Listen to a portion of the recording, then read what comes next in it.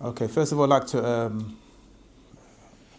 obviously thank Allah for giving me this opportunity to come and speak with you again, and for the team for organising this this gathering so we can discuss this issue and this topic, a topic that obviously I enjoy doing and I love, and this is this martial art system called Wing Chun. But before I begin the discussion, I want to ask a question to all of you here. But apart from the ones who are my students, can I see a show of hands, please, right, for people here who have done or are doing or involved in some kind of martial art training at this moment in time? Show of hands. Okay, it doesn't matter what martial arts it is, but okay, so there's quite a few people who are doing some kind of martial art training. Alhamdulillah, that's good. Okay, the reason why I asked that because I'm going to start my story, and I don't want to sound as if I'm coming off as if I'm boasting or anything like this, you know. But obviously, the art I do is Wing Chun, so I'm not disrespecting any other martial art or whatever you do, but this is what I have chosen, and then I will go forth from there. So anyway, my journey began many years ago with me and my older brother. We used to watch this Kung Fu program, and it's actually called Kung Fu, right? And it might be, for some people here, they're quite young, so I don't think they've even heard of that program, but it was say mid-70s, right, this program called Kung Fu. And that whetted the appetite for us, right, to, embark on trying to find this martial art called Kung Fu. But in London at the time, in the mid-70s, to find a Kung Fu class was very, very, very hard. There's only about 4 main, Kung Fu teachers, right, who taught Wing Chun, in fact, in the whole of London. One was my first teacher, Simon Lau. Another one was called Austin Go. Another one was called Nino Bernardo. Another one was called Victor Khan. Right, there were others, right, but they weren't as well known. Right, but these are the main 4, right. And in those times, and I think even one of the brothers here, right, he would testify to this. To be taught a Kung Fu style in London, if you wasn't Chinese, was very hard, right? And if you went to go into one of those Kung Fu classes to learn Kung Fu, you was probably at the back of the class and you wasn't really taught anything. You was given, all the hard work to do, but not really the skill training. This is basically how it was.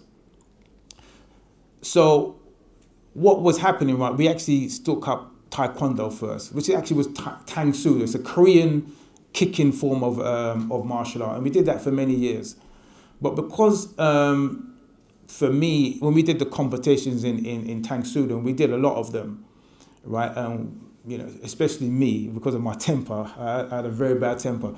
I always just get disqualified in these competitions, right? And so I decided I'm going to try and my hand at boxing. So I joined the local boxing club. This is in Culverton in Dalston. And I did that, right, for a number of years, right, doing the boxing. Now, in London at those times, you had to know how to fight, right? Whether you're in school, whether it was after school, you was going to come across bullies. So either you was going to be a bully or you was going to get bullied. Either one of that's what's going to happen to you. So you had to know how to fight. Now these days, probably, right, what it is, right, is you don't have to know how to fight. You just need to just walk with a knife. The difference is, right, in those days, there was a little bit more honor among people, right? You would have a fight with someone and they would call it what they call a straightener, right? I can have a fight with someone, a no holds barred fight, and we'd shake hands afterwards.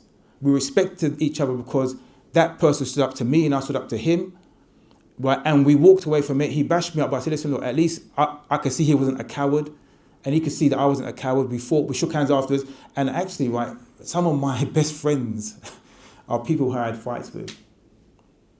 Now, like I said, we started up with the Taekwondo system because of my temper, right? And I didn't have a very, very good temper back in those days. I got in fights all the time. I'm not proud to say, right? There was no control there. So that built up in me, right, a level of that I was untouchable. Because in all those fights that I had, I never experienced a loss, ever. Whether on the mat, obviously disqualification, I don't really call it a loss. I say that, I beat him anyway. But what it is, right, is that when it comes right to in the playground or in the street, all the way up until about 15 years old, I had a load of fights and I never had loss. So I built up a reputation, right, among my school and actually in Hackney as a bit of a bit tasty when it came to putting my hands up, right? But two things happened when I reached 15 years old. And sometimes failure can be your best teacher. I experienced a loss at 15 years old. 2 times.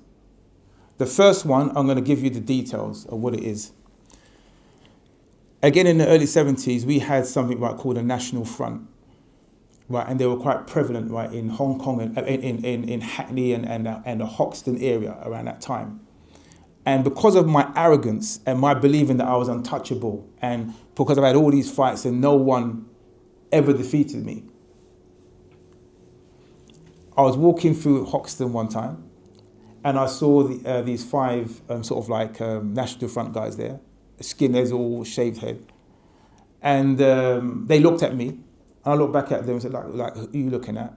And then they asked me who I'm looking at. And I said, I'm looking at you, isn't it? And then obviously a bit of expletives, they ran after me. I tried to run, I ran into a pub. They threw me back out of the pub. And then they just beat the living daylights out of me. Right, I tried to fight back, I tried to get back up with a fight. It was 5 of them, but they destroyed me. I got 2 broken ribs. If you ever feel my ribs, they're still deformed there, right, from where they landed in my knee, like they've done a George Floyd on my knee, right, and my ribs, and just broke my ribs. And they kicked the living daylights of me, and I managed to just survive, end up in hospital.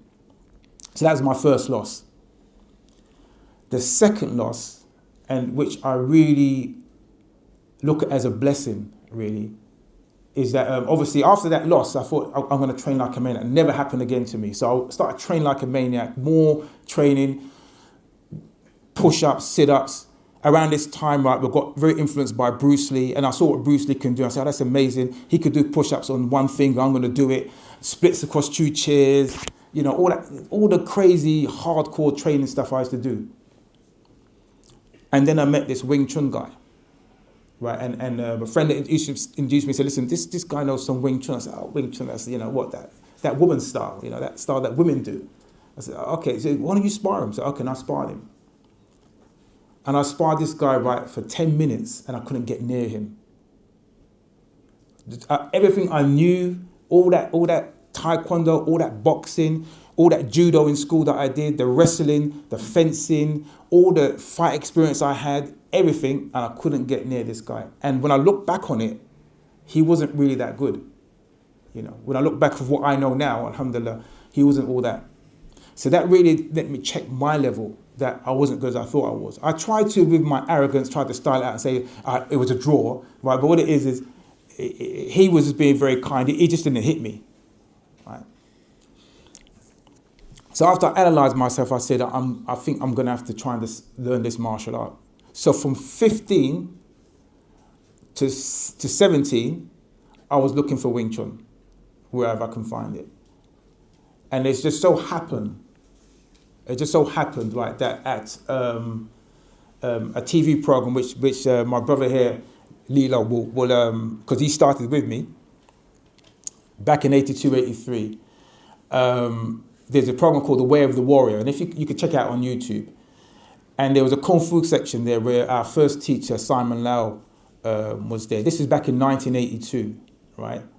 And we saw that and I thought, this is what I've got to learn. So I completely enrolled. I enrolled me and my brother David, and we started in that class. I gave Simon Lau 8 years up until 1990. By the time it was, say, 1985, right? I had opened up my first Wing Chun school. So I'd done 3 years with him, right, and extensive training. And then he gave me a jazza to open my first Wing Chun school. That was in 1985. Right. And no, 1985, I would say I was an assistant instructor. In 1997, I opened my first Wing Chun school under his banner.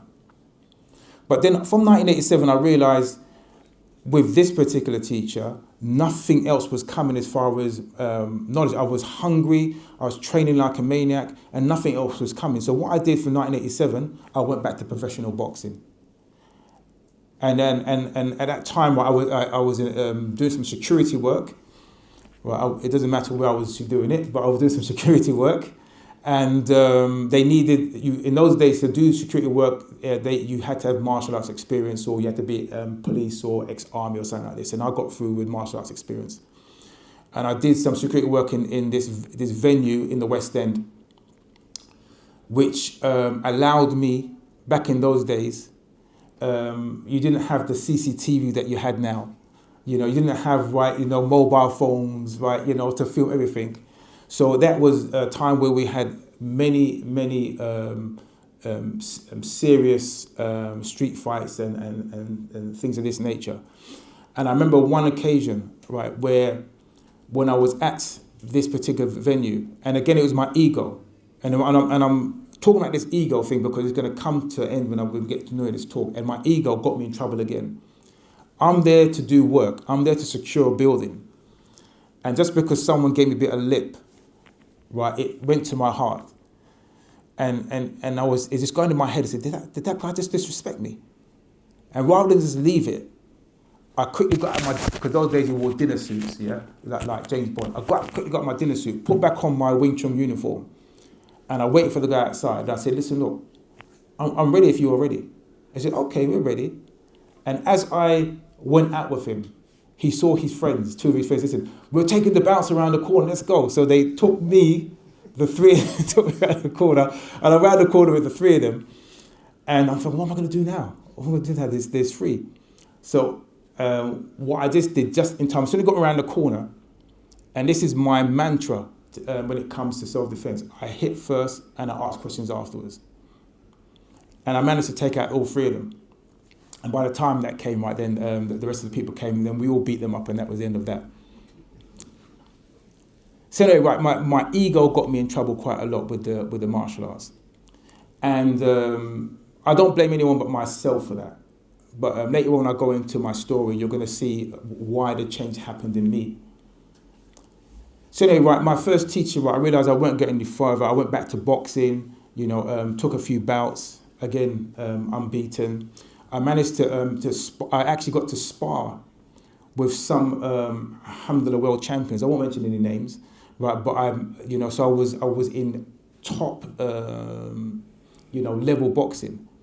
And the thing about that in boxing in those days, it probably still is a bit now, right, is that if your skin isn't the right colour, okay, if your skin is the right colour, you wouldn't get a look, no matter how good you are. Unless you're going to vault over the top, ropes, or you're going to do a somersault, you're going to make some kind of spectacle of yourself, then you might get noticed. But no matter how good you are, if you're knocking people out, and you're like I was always hired for sparring. If I'm beating up a champion, they don't want you anywhere near their investment. So I used to get sacked a lot, right, doing my sparring matches. And then again, so I left boxing and went back to Wing Chun. But I said, where do I go from now? The teacher I'm with is not pushing me any further. I'm going to have to go to Hong Kong, right, if I really want to learn this martial arts system properly and complete the system. That's what I'm going to have to do. The problem is, and Errol will testify to this, all the real Sifus in Hong Kong don't speak any English at all. Right? So I had to, I'm now about 29 years old. I started looking for the Cantonese language, and I found one in a mutual friend of ours, right, Victor Apaya, who's actually African, but he's Cantonese, right, he's inch perfect, and I started studying him. And I did that for about 4 years. And then the opportunity hit for me. The Sifu, he's passed away now, Ip Ching, the son of Yip Man, came to London, right, to do a seminar.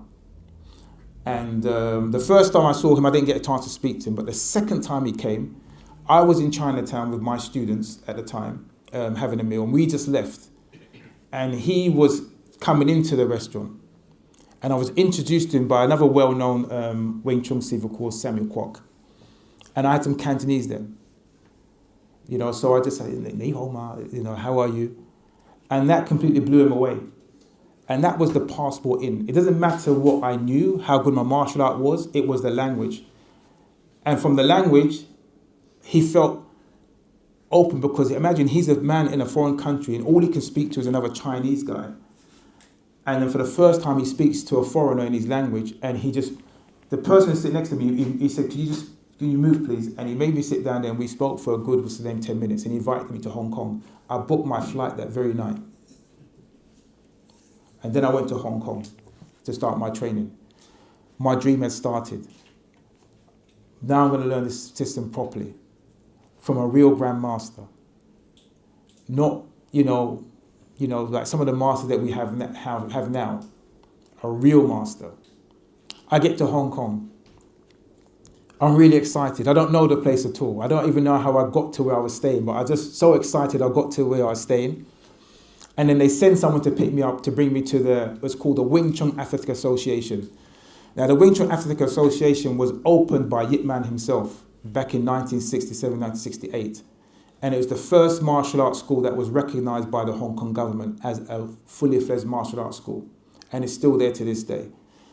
So if you go to the Wing Chun Athletic Association, you have many of the Yip Man Wing Chun lineage teaching in that building on a regular basis. So I'm going there, I want to meet Sifu. I want to learn from just one person only. I didn't come with anyone else.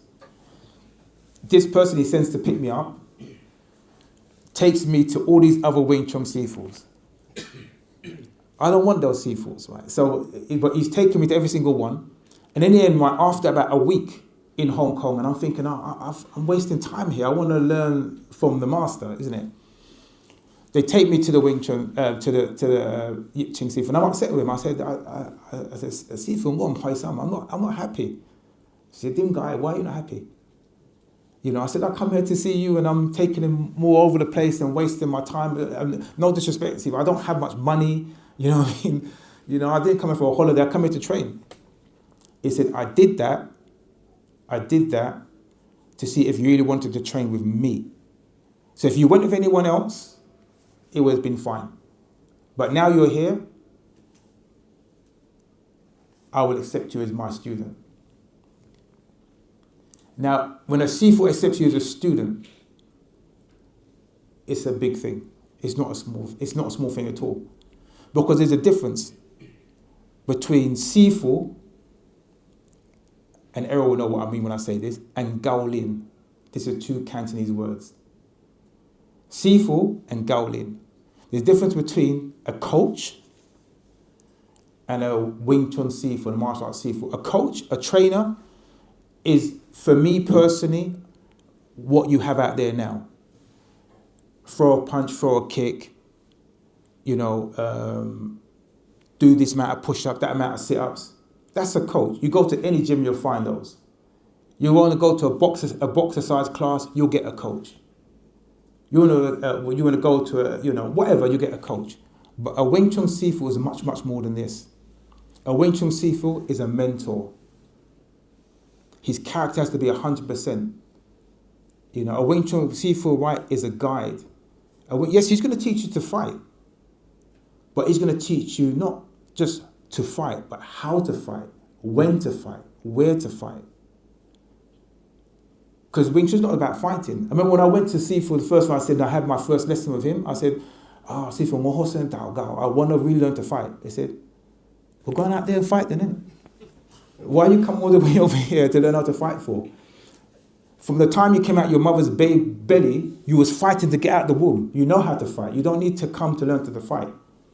But if you want to come to learn Wing Chun, yes, I can teach you Wing Chun. So Wing Chun was more than this. Now, coming to now, in this day and age, I really had to do a number of things, right, to get to where I am, right, at the Wing Chun, and alhamdulillah, right, I've got quite far. Alhamdulillah, right, I am a student of Grandmaster Yip Ching, obviously, who's passed away.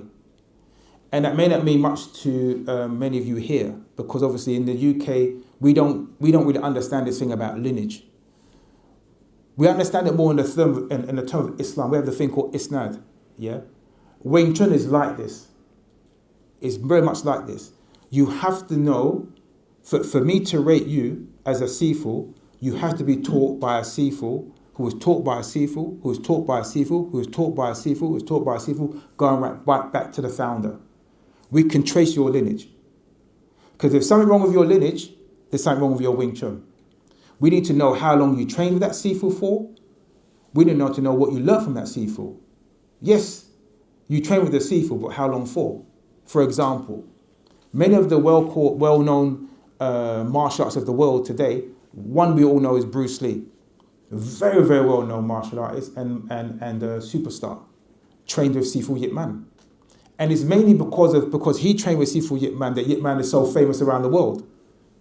In Hong Kong, Yip Man was well known, but the world is known Yip Man because of Bruce Lee. Let's tell the truth. But Bruce Lee only did 3 years training with Yip Man in Wing Chun, and he never completed the system. Alhamdulillah, I know far more Wing Chun than Yip Man than Bruce ever learned. And many of my students do as well. But he was a phenomenal martial artist. Don't take that away from him. Amazing martial artist. But knowledge base and what he learned in the system, he didn't learn much. That's because from 14 years old to 19 years old, he was in Hong Kong, then he had to go to the United States. And many people are like that. And unfortunately, that's what you have in the Wing Chun world at this moment in time. So when Wing Chun's getting a bad rep these days, right, on the social media, for not being a very combative art or not being really the real deal, it's because of this issue. Right. So what we do, right, in the Wing Chun system, right, is we keep it nice and using the Arabic word sahih. It's got to be authentic. So it's known that by the lineage and what you do. So once you learn the Wing Chun system, you have to make it your own. So the way we do our Wing Chun system at the Wing Chun school is not like other people do the Wing Chun, because ours is combat based. So that means we have to train very, very, very one for bird hardcore. And when we go to Hong Kong sometimes and we do our exhibitions there, and you know, we're called on to do demonstrations, alhamdulillah, they love it, because what it is, right, they really put through their paces. They don't really experience that side of things. We share, we let them teach us and we teach them. It's very open. Yeah. But when it comes to training as such, and I hope that you all were getting some kind of training. As I tell my students, you're going to need 4 things, and we call them the 4 Ds. And when people come to my school to study, I always tell them this. And when they come to my school, they don't just come to school to pay some money and then they start. Every one of my students here will tell you I interrogate every someone that comes to the school, because they have to be right for the school. It's not about just dropping the money. If your character isn't right, if you ain't right, you ain't coming to the school. You can put £1 million, they don't mean nothing to me. So the first thing you need to have, and the shaykh mentioned it earlier today, discipline. Discipline, right, is that word that people don't like. Because discipline is the thing that makes you train when you don't even want to train. Discipline is the thing that makes you get up in the morning, right, and do those push-ups and those sit-ups before you have put that breakfast in your belly. Discipline is the thing that makes you have a regime that you stick to. Because anything other than that, you're just going to make excuses. Many times I talk to my students, and we might do a warm-up, and they will testify to this. Might do a warm-up in the school, and I say, how long did that take? And they'll say to me, oh, Sifu, it took about 20 minutes, 15 minutes. I said, have you got 20 minutes every single day? Yes, Sifu. Okay, so that means you can do that every single day, can't you? And they say, well. So this thing that you don't have time to do exercise, you don't have this time to do anything like this, Okay, you know, to answer the call of nature, right? You know, you give yourself time. You know what I mean? Right. So what it is, right, is that for your body and for your health, give it time, and that's done right by discipline. The other thing that you need, right, and this is the thing, and I'm not knocking anybody, right, because I see it, right, it coming even more among elderly people as well. But I'm just telling you, and this, I'm not having a go, but I've just got to be talk straight. Another thing that is missing is your dedication, right? And this is a thing that I'm finding is lost a lot among the youth, right? Sometimes when they come to the school sometimes, and the parent might bring them to the children's class, and little Yusuf, right, maybe was then playing up a little bit. Oh, Sifu Abdulmalik, Yusuf don't want to come anymore. I said, well, you should make him still come. Oh, but doesn't like it. And you the parent, that you know what's better for your child than your child for itself. Oh, he finds it boring. It's meant to be boring, you know what I mean? Kung Fu's called Kung Fu. Kung Fu's mean Kung Fu. What does the Kung and Kung Fu mean? Gong means work. Fu from Sun Fu means hard work. It's hard work. It's not easy. It's not for everybody. If whoever can't do it, you're telling something to yourself that you cannot commit to hard work. You have to be dedicated. Don't give up so quickly. Don't start one thing and then start the next thing. In the Wing Chun, so we call that Wu Dip Kun. They're butterfly flips. They flutter from school to school. They're never settled. You have to dedicate yourself to something. Say, I'm going to do this and I'm going to complete it and I'm going to go all the way in it. Not, I'm just going to do halfway through. Some people get in their mind, I'll give myself 3 months and see if I like it. What is that? Don't you want to get somewhere? So what I do when people come to a class, it might look like I'm trying to turn them off the Wing Chun system. No, I'm just being real. It's going to take a long time, it's going to take hard work, and it's going to take effort from you. I come with my 50%, you come with your 50%, we make 100%. But if you come with any less than that, you're not going to make it. So dedication is needed. Another thing what is needed from the 4 Ds is determination. You need to be determined. Yes, you need to be determined. What I mean by that, right? You're going to have maybe people around you, right? You're going to the gym. Okay, what are you going to the gym for, man? Come and kick it with us, man. We're going to do whatever. You got to say, no, I'm going to the gym because this is what I do on a Tuesday and Thursday. Gym is, you want to see me another day? I'll do that, but this is the gym day. Now, come on, you can miss it one day. No, you're an obstacle. And when an obstacle comes, it could be friends, it could be whoever. You got to go through the obstacle, over it, under it, you got round it, whatever you do to get past the obstacle, that's what you call determination, because you want to get somewhere. And if you're determined, you won't. So you got the first one is discipline. The second one is dedication. Stick to something. Be committed. Right? No matter what, I'm going to finish this. Then determination. No matter what obstacle gets in your way, it's not going to deter me. I'm going to go through. And the last one, and this will develop over time, is desire. You have to love what you do. When people come and ask me, so why do you do martial arts? I love it, man. I love the training. It's not a chore for me. I love getting in there with my Kung Fu brothers and working out, and we're training, we're trying to build our bodies. They're using my body, right, to develop themselves. I'm using my body to develop myself. We're sharing, we're training together. It's a good thing. I love being around them. They love being around me. Alhamdulillah, this is how it is, right? And these brothers here will tell you, right? I only stick around 2 type of people. Muslims and Wing Chun people. That's it. Right, that's it. So either you're going to be someone, right, who's involved in martial arts or something healthy and good, or someone who's going to be a Muslim. I don't mix it up with people outside there, right, who's a little bit wishy-washy or into something or into that or into this. Because then you can do one. Go over there. Right, I'm going this way. But to do all that,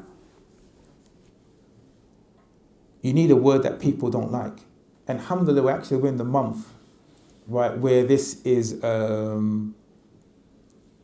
more, in this month, right, where you actually see it a lot, where we're supposed to see it a lot, really, to be quite truthful. We've just done Eid, the Hajjis have just done Hajj, but what is it all about? Sacrifice. People don't like that word. Alhamdulillah, right, to get to where I am today with the Wing Chun system, alhamdulillah, and the training I had to do, I had to sacrifice a lot. When I started martial art back when I was 11 years old, right, and I started with many people then, I bumped into some of them now in the street. And I'm looking, I'm saying, subhanAllah, I said, what happened to you? The shape they're in, the state they're in. And they started with me. So what happened to you? What have you done with yourself? And they would say to me, are you still doing that martial arts? I said, what do you mean, am I still doing it? I never stopped doing it. Alhamdulillah, it's become a part of me. Right, just being in shape and being in good condition, well, who doesn't want that? Yeah. So what it is, right, is that you have to make sacrifices. So certain people, right, who are going to hold me back, you can go over there. Right, you have to sacrifice time. Yeah, don't make this excuse, I don't have the time. Like I say to my students, don't look for excuses not to train and keep your body in shape. Look for reasons to train. And when it comes to martial arts training in as such, it's a dangerous world out there. So for me, I've got to get ready. I've got to keep ready, man. As the old Greek saying says, if you want peace, you have to prepare for war. This is martial arts. Wing Chun is martial arts. We have to determine the difference. Alhamdulillah, right, the shaykh has done this this series of fitness and he's bringing a lot of martial arts here, right, from different systems, alhamdulillah, which is very, very good. But there's martial arts and there's martial sport. Yeah? When you're training martial arts for the street as such, it's not about what you know. It's not even about what you can do. It's about what you're willing to do and what you will actually do. What you're willing to do in the training to get to the level you need to do, and that might require sacrifices, sacrificing of time, sacrificing of useless people trying to hold you back, sacrificing of money. Yeah, that's another one, money. Some people don't want to put their hands in the pocket, right? Sacrificing of money. Yeah? Sacrificing of sometimes, right, people, of your ego. I had to do a lot of that. And again, I mentioned, Errol will testify to this. Sometimes you have to deal with a lot of racism. But alhamdulillah, the language always gets you through, you know what I mean? If one of the, maybe Chinese friends who are not very respectful, we can tell them about themselves in the language, you know what I mean, and they'll behave themselves. So what it is, right, is that sometimes, right, you'll get that, you get a little whisper, people whispering, right, and stuff like this. I remember back even when I first started to go to do Wing Chun in Hong Kong, people just used me as a punching bag. So I had to really hold down my ego. I had to sacrifice a lot of this. I'm going to smash this guy. But let me just hold it down, because my job, I had to go there. I wanted to learn. So I had to be humble and take a lot of licks. My first time I went there, I went through about 15 people beating the absolute granny out of me. Trying to break me down, you know what I mean? But my thing is, right, I want to get somewhere. And alhamdulillah, right, when I got to where I got to, right now, alhamdulillah, the respect is there. Sometimes it slips a little bit, and the boys here will tell you, when I take them to Hong Kong, sometimes it slips a little bit. Sometimes they send a little decoy in. They train someone up, right, and they say, okay, go and train with him over there, right, meaning me. Right, and I said, okay, then I'll touch hands with you, right, and we'll move around, and the guy try and be a bit cheeky, and then I have to hurt him, you know what I mean? I have to hurt him, unfortunately, and I have to make it. Listen, look, see, when your Sifu come to the UK, we look after your Sifu. I don't send in one of my guys to bash up your Sifu. What it is, we look after him, we respect him, we learn from him. But whenever I come there, you guys try it on. You know what I mean? So, but I know what's going on there, but unfortunately, right, this is always going to be a problem sometimes. So my thing is this, right, is if you really want to get somewhere with your physicality, right, as far as developing yourself as a martial artist and developing your own body, right, and getting in shape, don't make excuses. I could always sit there and make an excuse and say, listen, these racists, let me go back to London and forget them. No. If you want to get somewhere, don't make an excuse. Be disciplined, be dedicated, be determined, develop the love for what you do, and then make sacrifices, and you will get there. Right. And then on a last and final note, and after then, Sheikh, shall I take questions or shall I just leave it there after that? Yeah, you can take questions. Okay. And then last and final note, I just want to add it with this. The reason why I absolutely will stick with this particular system, because it doesn't at all conflate with my deen and my belief system, right? The values, right, that you find within the Wing Chun system, right, just goes nicely in tune with what I know. And that's the reason why, because the way I was taught, I was taught right by a man, although I gave him, lots of dawah, right, and he didn't quite make it. His name was called Ip Jing. And Ip Jing, the word Jing in Cantonese means righteous. Right? And even though he didn't make it, as a Muslim, I would say without a shadow of a doubt, his character was a very, very, very, very honourable man. Very, very straight, very honest. The way how he carried himself. And actually I told him, I said, Sifu, I'll tell you something now, your Wing Chun is amazing. But if your character is rubbish, I wouldn't follow you to learn Wing Chun. I'll just tell you straight.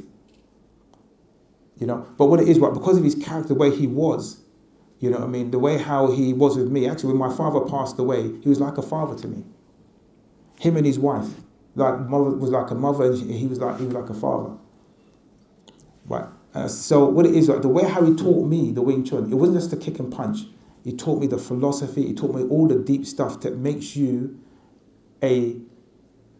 what a real master is, which is how to be a benefit to society.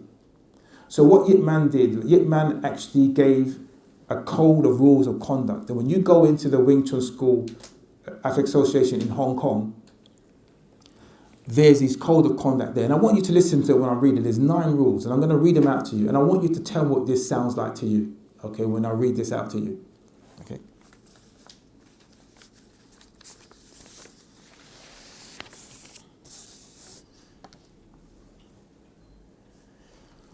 The first rule of conduct, right, in the Wing Chun school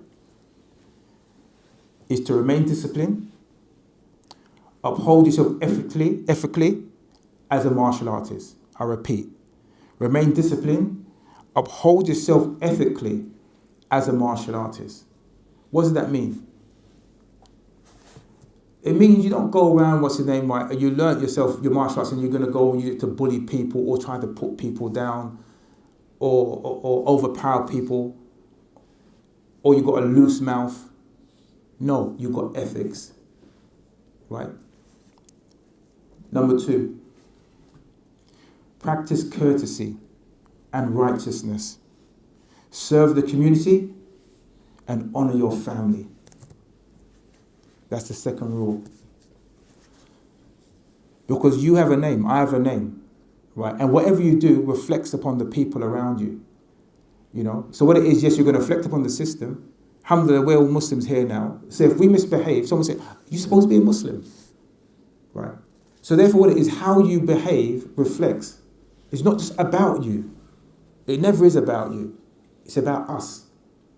So the second rule is, you have to practice courtesy to everybody and be righteous and serve the community.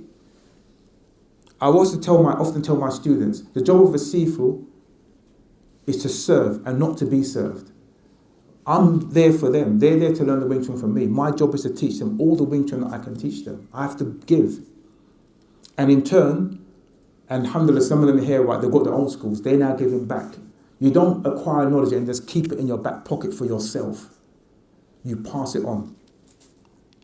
And like I said, with the name, you have to make sure, right, that you don't dishonor your own name, your family name, and obviously the name of your style. And evidently for us, right, as Muslims, we don't dishonor the deen. Number 3, and this my students will tell you this, right, because I actually had a little goal, right, on Thursday about this, when I said, whenever we start the classes and I say pair up, don't advanced students go straight to train with advanced students. Don't I say that? Yeah. I say what you're supposed to do, advanced students go straight to beginner students and train with beginner students, because remember, you was once a beginner yourself and someone helped you. So the third rule, the next rule is love your fellow classmates or students and be united and avoid conflicts. Be united. Love your fellow classmates. Love your fellow Muslim. Yeah. Be united, yeah. Avoid conflicts. This is the next one. Someone might say, what has this got to do with martial arts? But it has a lot to do with martial arts. Limit your desires and your pursuit of bodily pleasures. Preserve the proper spirit. We're not feeling you as a Wing Chun man, right? If you've got, you're doing whatever out there. Right. So again, right, how I am as a student, right, when I have someone come through the door, I really check them out before they start. I don't want someone dodgy coming in. So if there's something going on, I say, listen, look, there's enough of Wing Chun school up the road there. Maybe you might want to, try them. Because the main thing is that you must be limiting your desires and bodily pleasures and have the proper spirit, pure spirit. Next rule. Train diligently. Make it a habit and maintain your skills. That's how you're going to maintain your skills. Train diligently and make it a habit. Not every now and again. Have a training regime.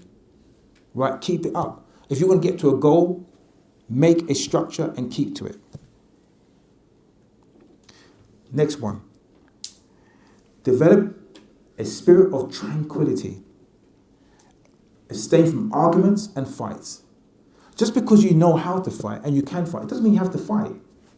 If you're driving on the road and someone gives you some road rage, let him go. Let him go. If someone's giving you a little bit of mouth, let him go. Say to yourself, that guy don't know what he's dealing with, man. You know what I mean? Let me just let him go, man. Next one. Participate in society. Be conservative, cultured, and gentle in your manners. Participate in society. So that means, right, if you see a wrong, don't turn away. If you see anything going on that's not right, be active, be proactive. Don't just be sitting there and watching it.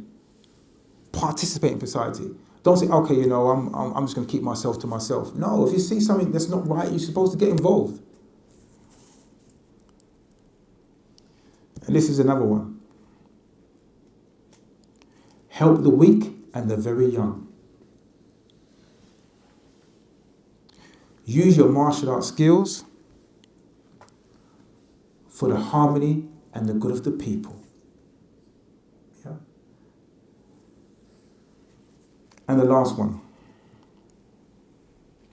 And this is what I'm doing now. Okay. Pass on this tradition and preserve this martial art.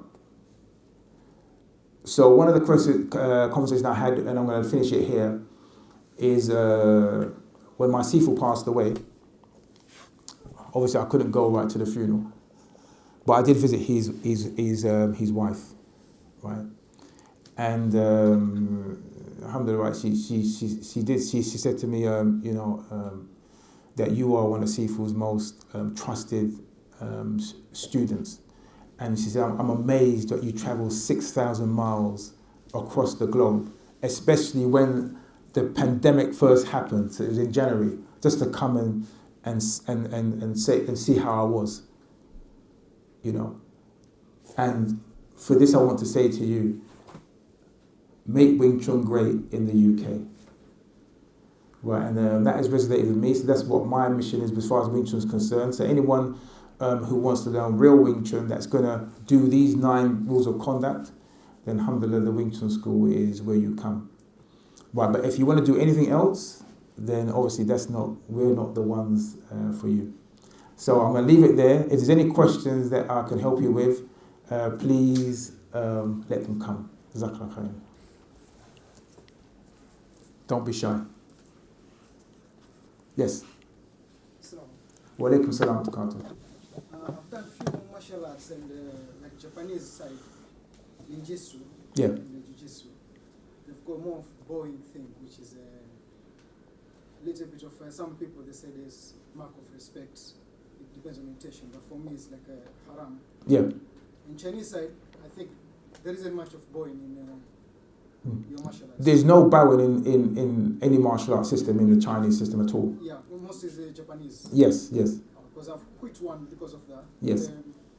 My sensei said to me, you can do half a bow instead of doing full bow. A bow is a bow, you know what I mean? Yeah. So I was doing the bow over the first, Allah forgive me. Yeah. I was doing it in a different intention. I wasn't bowing like towards the sensei. I was bowing, but bowing to Allah. Some go worse. See what it is, right? The martial art part of it is one thing. But what happened is, right, is that the other thing, right, is that among the Chinese people, unfortunately, who are supposed to be Buddhist, right, some of them do a lot of ancestor worship, right? They do a lot of this, right? And it's even when we've gone to China, right, and we visit other martial arts schools and we visit other Wing Chun schools, right? You know, the teacher there, you know, will when he goes into his martial arts school, they got a shrine there, right, to their dead Sifu, okay, and they would do you know what they call, it's called gokgung, right, where they do a free kowtow to the dead Sifu, and then they'll come with some incense sticks, and they'll come to me and they said, so look, you wanna do this? I said, I don't want to do that. They said, why? They said, my religion don't allow me to do those things. And they said, there's no problem. I remember another time, right, way back in 1999, when there was a World Wing Chun conference, okay, and everyone went to visit Yip Man's grave, okay. Everyone went there. I remember I don't mention his name, one of the famous Sifu said,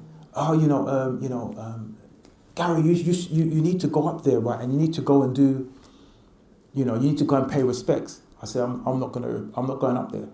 You know, and then he said, but Sifu will lose face if you don't do it. I said, Sifu's going to have to lose face then. You know.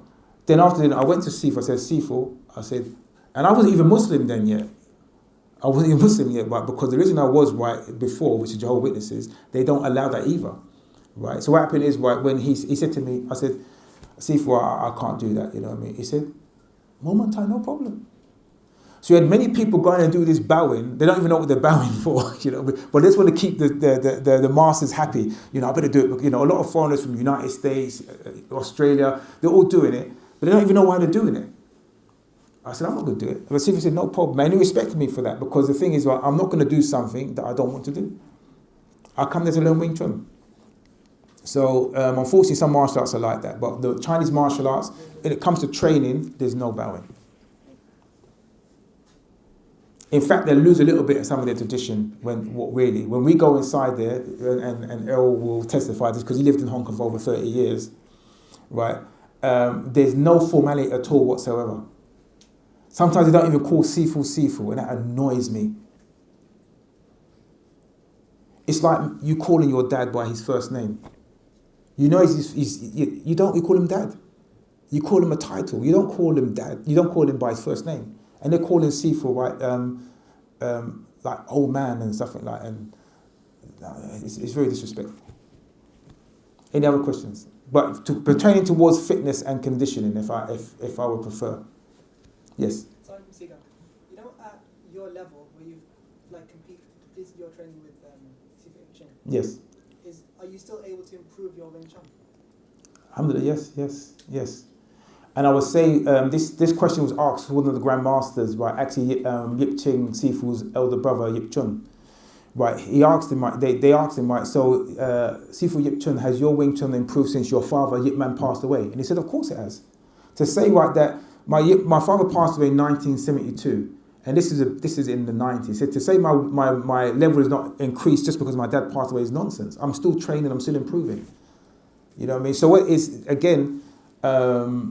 Just an excuse made by some people, right, that, you know, they can't move forward if they don't have this person there. You know, at the end of the day, you know, what Sifu does, he teaches you a certain level and it's up to you. And I was actually saying this to one of my students today. I mentioned it to them. It was about 2005. And every time I go to Hong Kong, I have a private lesson with my Sifu. And I finished the system with my Sifu in year 2000. I completed everything. But I used to go back to Hong Kong and see my Sifu and say, can you check me and make sure I'm doing everything right? And for 5 years, he would check me do everything right to see if I'm doing everything right. And it would be something like, I got my hand like that, he goes, move it like this, right? And I'm saying, well, but that's okay. It's like, imagine, right, you go to the Tajweed teacher, right? And you're reciting something in Tajweed and he said, no, you said it wrong. And you said, but Sheikh, I'm sure I said it right. I said, what, you teaching or you want to be taught? Right, so what it is, right, that happened. And in 2005, I went for a lesson and then Sifu said to me, there's nothing else I have to teach you. I said, but Sifu, I come to learn. I said, no, I've taught you everything I can. There's absolutely nothing else I can teach you. What you have to do now is what I've given you. Go and improve on it and make it work. It's like, is a car, BMW made in 1950, the same as the BMW made now? No. Is the one made now better than the one made in 1950? Of course it is. But it's still BMW, isn't it? Yeah, there it is. Right, so what it is, you must be improving no matter what. Sometimes you can stay still, but you must never go back. And if you go back, that's down to laziness, right? Straight up. Anyone else? Don't be shy. Yes, sir. Alaikum salam. What's your thought on jiu-jitsu? Like you mentioned, like martial art and martial sport. Yeah. Like I've been looking at jiu-jitsu, and it looks good, but it's not the kind of thing I'd want to do on the street, obviously. But why not? Because I don't really want to be on the floor, like, grappling with somebody. But it looks like to get rid of frustration and to get your energy out, it looks like it can be positive. Or would you consider that like more of a martial sport? Because you can't necessarily do it. No, alhamdulillah, what anyone does is up to them. If it's going to benefit you and benefit your body, it doesn't matter what style it is. If jiu-jitsu is what you want to do, then fine. If kickboxing, that's fine. If it's mixed martial arts, that's fine. Do it all. At least do something. Yeah. So if it's and for me, alhamdulillah, although Wing Chun is I appreciate every martial art that is going. I've done jiu-jitsu, alhamdulillah. I've done the judo. I've done the kickboxing. I've done the Thai boxing. I've done the boxing. I've done the taekwondo. Alhamdulillah, I've done it all. But my thing is Wing Chun now.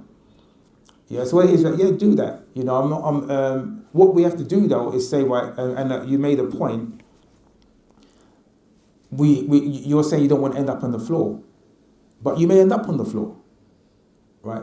Now, for me, right, the way how the Wing Chun system works, right, is what we call, right, the first aid system, right? Most people end up on the floor because they don't know how to fight close. That's why they end up on the floor. As soon as they get close, they grab. And the way how Wing Chun works, if someone's grabbing me with two hands and I've got two hands free, I don't grab you back. You get hit. You know what I mean? Because as we often say, pain is the incentive to stop you from attacking me. So if you grapple me, I don't grapple you back, I hit you back. And you may get hit before you attempt to grapple me. Yeah? Yes? Alaikum salam. Just in terms of learning, you said that the Wing Chun school, in terms of what are the options, is it like you've got classes, is it just fixed days or? Alhamdulillah, there's fixed days and there's other classes all over London. Alhamdulillah. So if you visit the website, all the information's on there, whether you want to start. You know what I mean? But I'm going to just say this, and the whole idea for this talk, and I'll just finish off this one, is to encourage those of you, if there are any of you, right, who are not in the exercise mode, to exercise. You know, you're not, and I have to encourage you to do this, right? I don't want anyone inside here who's not doing exercises to think they can just go on like this. If you are a Muslim who cares about yourself and your health, you will sort this out.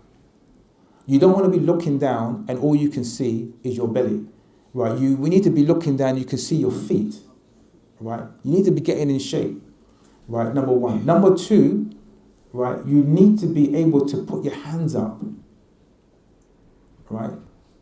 It's just, I just feel it's just manly to be able to handle your business.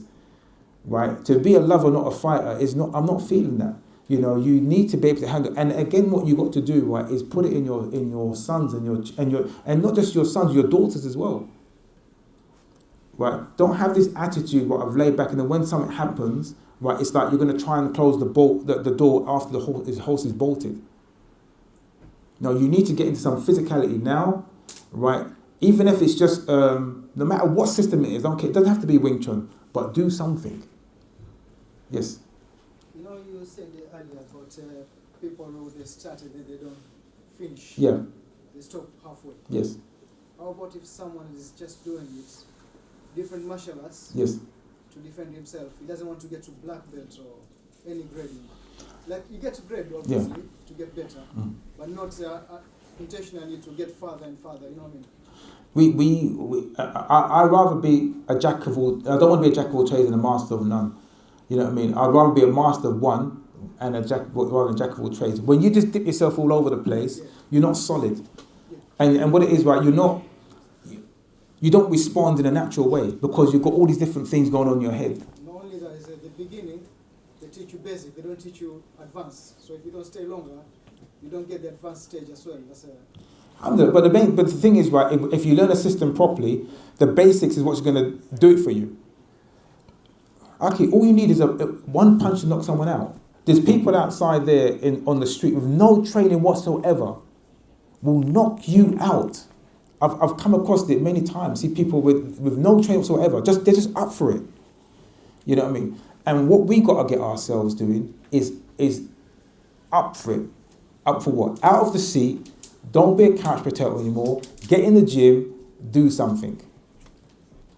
No matter what system it is, but get something done. Okay, I'm going to leave it there now. I think what we're going to do a brief demonstration for you to sort of like express some of our Wing Chun to you. I'll try and explain some of what's going on. But I hope you enjoyed the talk, and I thank you again, Mike, for allowing me to come down. Assalamu alaikum wa rahmatullahi wa barakatuh. 7, 8, 9, 10. Punch it twice. 1, 2, 3, 4, 5, 6, 7, 8, 9, 10. Change hands. 4. 1, 2, 3, 4, 5, 6, 7, 8, 9, 10. Okay, push-ups. This. To the floor. Up 1, down, 2, and down, 3, down, 4, down, 5, and down, 6, down, 7, down, 8, down, 9, down, 10, hold. Sit-ups. Hit the abs, yeah? 1, down, 2, down, 3, down, 4, down, 5, down, 6, down, 7, down, 8, and down, 9, and down, 10, and down. How we go? Pass the pads over, yeah? That's why I don't advise watching that stuff. So if the person does this, you do that. And if he does that, you do this. Like you know what he's going to do. You don't know what he's going to do. But what you do know is that if he's going to come and hit you, he has to step into the range. And that offers you the opportunity to hit him. And that's why our Wing Chun mantra is that we hit first and we hit last, right? So what it is, when someone comes to hit us, the whole thing is an opportunity to hit the opponent. So some of the drills you saw them doing here, I'm going to explain some of them for you. So if two people come out, please. Say you and you come forward, yeah. Come forward, yeah. Okay, so face each other. Right, left Mansour. You're going to be Wing Chun, you're going to be a normal fighter, okay? Left Mansour forward. Left leg forward. Right, so now we're in a combat situation here. And when I'm doing this demonstration, I'm not here to entertain you, right? So I think I'm going to get smashed up for you. Yeah, well, I'm going to do it slowly so you can see what's happening, yeah? So it's not going to be done in real time. So what happens, right, is if Tariq here attempts to do a hook punch, right, with his lead hand, right, to Nick's head, just do it slowly, this way, right? What Nick will do is not just block. He will block and hit at the same time, and then continue the assault until he surrenders or until he's not there anymore, right? So do it again. It'll be one, and he'll go forward. If Tariq decides, right, to go and do a low assault, which tries to, what you might see a grappler might try to do, or try to hit low, Nick will intercept that also, but the person will still get hit. So you go low to hit, and he'll hit him here, and then he'll continue the assault this way. It wouldn't be if someone goes to attack you, go low to attack you, you try to stop him by stopping his hands. Because by doing that, next thing you know, right, you're on the floor. What was then we do is if you try to hit, you got to do it, he gets hit first there, right? And then he'll continue the assault until he's out of there. And many people say, I will take that shot. But if you train properly and your hands, right, are used to hitting something harder than the head, right, and you ain't got a helmet on and you ain't got gloves on and all this kind of business, it's very, very painful to get hit in the temple. Okay, so once again, he goes there, down, hit him, and this he goes again. Right. The way how it works again is this. If Tariq now attempts, right, to throw a kick, right, what's his name? So he's going to try and kick, what's his name, Nick's front leg with a round kick to his leg. Nick will raise the leg, right, and block it, and then still continue the assault. So go in one, up, and you're going, and you're still going. So you see Wing Chun is very, very direct. He's not going to try and do anything flamboyant to block the kick. The kick comes in nice and circular. He'll block it, and he'll go in, and he'll continue the assault this way. The main thing is to put the feet back on the floor so that you're stable and go from there. So it doesn't matter where the kick goes. If it goes high, if you can do high, right? You'll block high, and then you'll still go in and do the same thing and do the assault. That's why it's not wise to do this kind of kick in a combat situation. Right, so this is combat. Whatever, it doesn't matter if you try to do a spinning kick, right? Spinning kick, right? The spinning kick, right? No, off the back leg. I know you can't do it, but just try it. Then he'll go with his leg. The main thing, I didn't mean that, yeah. But if you try to do a spinning kick, whatever he tries to do, the main thing is, right, is to just go in and just destroy this way, that way, right? The main thing is he shouldn't turn his back on the opponent. Right. Again, right, if we come into the combat situation again, if we're now up in close, now we've got close to opponent, and we're close this way. So after done the assault is in close, engage in hand techniques. Say he grabs your hands. Right. So what happens is in a combat situation, this will be the last one, I could go on and on and on. Right, in a situation, right, when you're fighting someone, your opponent either going to punch back, he's going to block you, or he's going to grab you. Right. So if he grabs you, obviously you can't use your fist, but you can use your elbows. And the elbow will come in, and the next, and then that's the end of that. You know what I mean? So again, if he tries to grab the hands, the elbow will come in, and after then that be it. If he tries to circle inside, you do the Dai Bong Sao, and then he can continue the assault and smash him this way. The main thing is, right, is that whatever happens, he must get hit. If we try to do the try to stop him from hitting you, then the longer it's going, the more chance it is that he will get you. So you have to hurt him straight away. Okay, we're going to end the demonstration there. I hope that was enough for you. I will usually go on long, but the Shaykh told me there's not much time. Zakir Naik for allowing us to come in and share some of our Wing Chun with you. Assalamu alaikum wa rahmatullahi wa barakatuh.